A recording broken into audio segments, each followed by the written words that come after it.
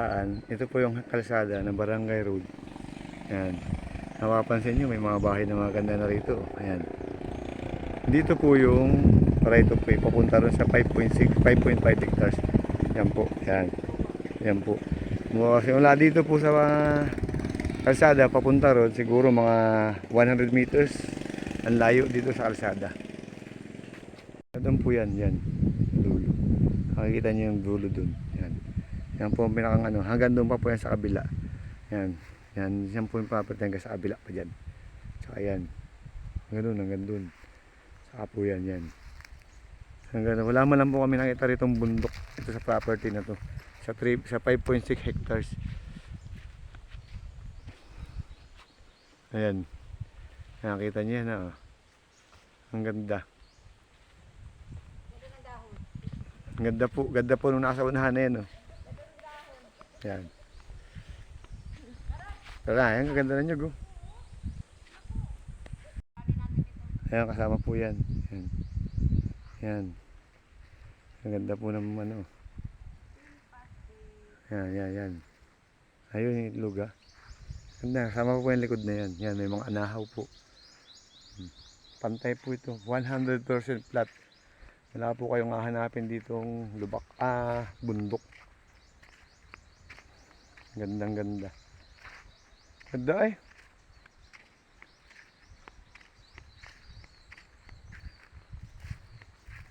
Ano? Ganda dyan oh. Ayun, lalo na dyan oh. Ayan oh, may talisay. Ang anahaw.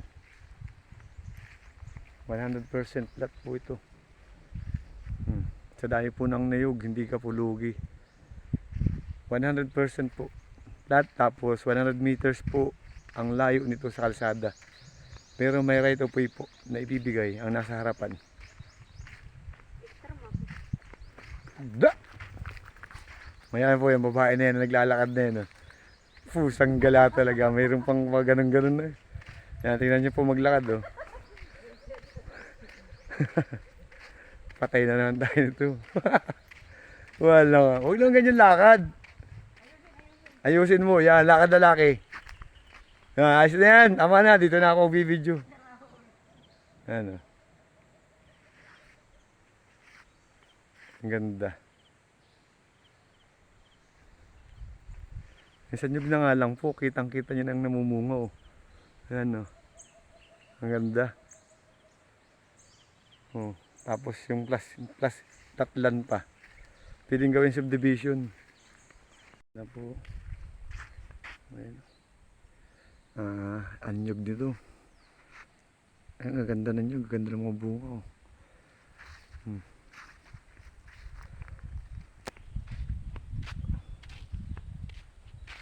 Ganda talaga.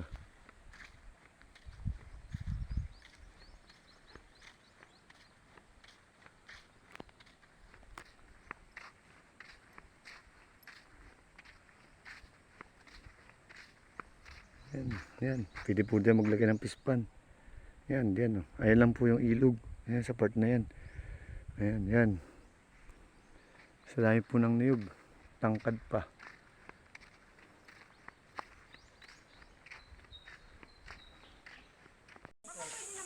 Gandang ito po yung 5.5 hectares. 5.5 hectares. Ganda po. Kapantayan po yan. Oh. Ganyan Quezon. Ganda na nyo. Kapantayan po yan. Agad doon po. Yan. May tabing ilog po ito na pwedeng magpispan. Yun. May tabing ilog po ito na pwedeng magpispan. Ayan po. Ganda. Ganda oh.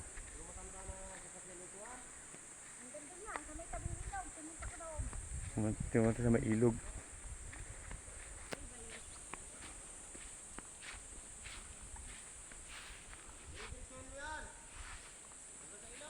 Sige.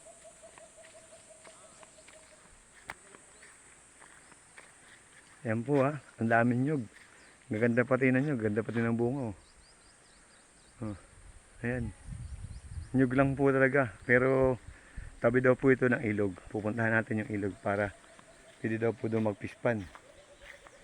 Siguro po doon sa kalsada na pinasok namin, mga 100 meters po mula doon. Pero may right of way po yun. Ayan po. Ang ganda oh. Ganun oh. Ayan. Ayan. Dito po yung ilog pupuntahan natin. Para po makita. Magalaw po ang camera. Naglalakad po kasi ako. Naiwan ko po kasi yung aking stick. Ayan. Ganda po. Dami nyug. Pantay na pantay po yung lupa. 5.5 hectares po ito. Ayan. Ginyangan. Ayan po. Wow. Ayan. Ang ganda.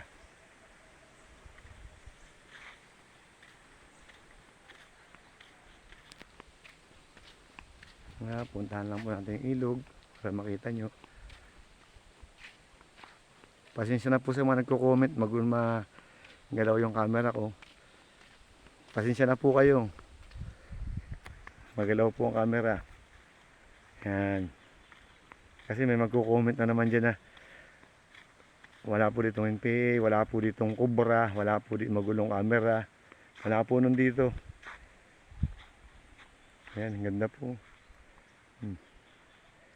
100% flat po itong lupang ito. Ayan. Saka pa po yung ilog. Yung kadikit po ng ilog pala. Ayan. Ito. Na pwede po magpispan. Pasensya na po sa nagko-comment na magulo ang camera. Magalaw. Pasensya na po. Pagod na rin po siguro sa paglalakad. Ayan. Talagang hindi po kayo lugi dito. Kasi ang daming niyog. Ayan po yung ilog na pwede magpispan.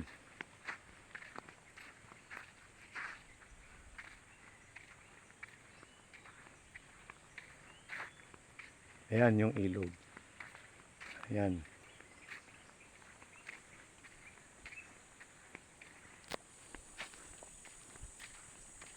Dikit po ito sa ilog ang property. Ayan.